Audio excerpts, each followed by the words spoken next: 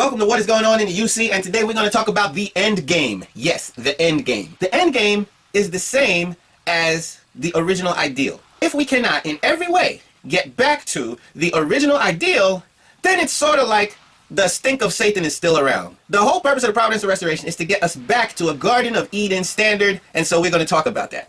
This also helps us to navigate the final stages of the providence of restoration so that we know what it is that we are leading ourselves back to. Centered on the heart of God, that is. Because everything we're about to talk about is the heart of God. It is his dream, it is the way he envisioned it, and it's actually the way he designed us. The whole path of growth, the indirect dominion, is a path for us to figure out why we are made the way we are made. But once we see why we were made the way we were made, then comes the opportunity for us to see that God is actually propositioning us, wondering if we would like to partner with him in the creation of this dream. Now, what is this dream? Let's say Adam and Eve realized that, okay, I'm not going to fall, I'm not going to touch the fruit, but I'm wondering why this fruit is here. So then they go through a perfection stage wherein they realize that the fruit is so critical to the big picture of what God wants that then they keep going back to God. Are you sure you don't want me to eat this fruit? Something like that. But they have to come into the full knowledge of why God didn't want them to eat the fruit in the first place. This undoubtedly will show them that the fruit is connected to so many concepts like parenting and all this kind of stuff, which would lead them to ponder what kind of parents they might become in the first place, and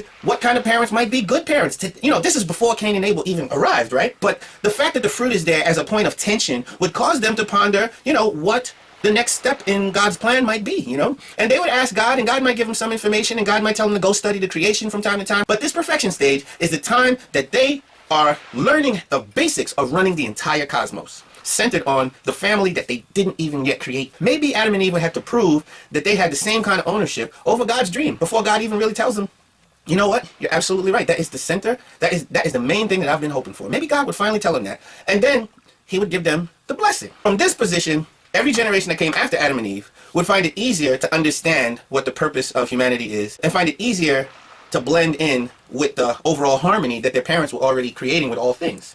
Father said it would be easier for the second generation. All of the descendants would inherit Adamism, and Adamism would be the culture. It would be the matrix in which all subsequent generations grow in. And because there's no Satan and no competing lineage, this precious, pure reality would just resemble Adam, for thousands of years. And the only way that modifications would be made to it is if the descendants of Adam made further contributions, like the first trip to the moon, the first time they make a warp drive or break the speed of light. At every point, you would never have somebody called mature who didn't have an honest concern for subsequent generations, because that is Adamism.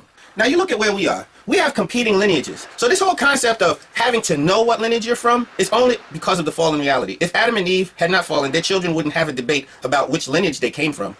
And as a matter of fact, Father even says they wouldn't think of the concept of God because God would be invisible and behind everything. So they wouldn't have to ponder God, they only have to ponder reality, because God is so seamlessly woven into the reality that just by enjoying the reality, that would actually be sufficient for God. To just know, to enjoy his children who are enjoying him.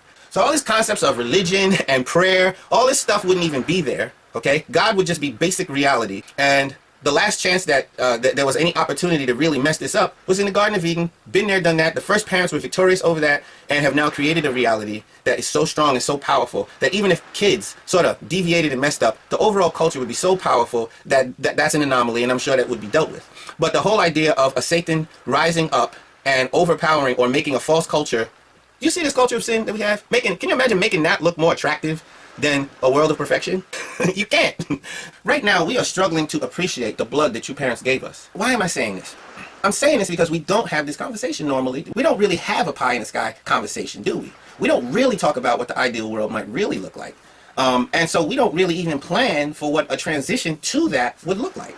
That really makes us kind of impotent in a lot of places. When we connect ourselves to true parents through the Holy Wine, it's so that we can say, well, at least the main part of the ideal world, the fact that I'm a flesh and blood person who is born from the right people, well, that's supposed to be a done deal through the Holy Wine. Yes, we get it through a ceremony, but we need to have that connection. Otherwise, we don't believe in an ideal world.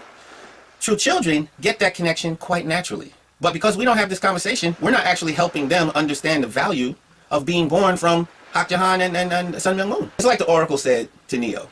When he asked, am I the one? She says, well, you got the gift, but it looks like you're waiting for something.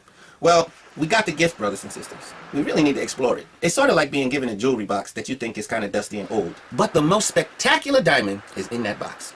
All right, brothers and sisters, if you like this, share it. Talk to you later.